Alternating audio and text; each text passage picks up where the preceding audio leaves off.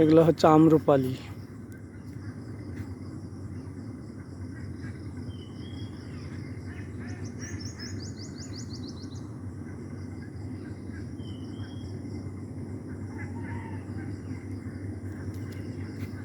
আম্রপালি আম এটা। এগুলার আরো 1-1.5 মাস পরে এখান তো হবে, পাকবে।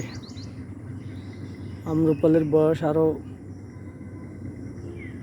1.5 মাস পর্যন্ত আছে। এবার আম কম বাগানে,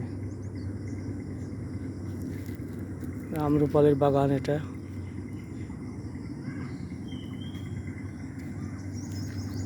তো অনেক,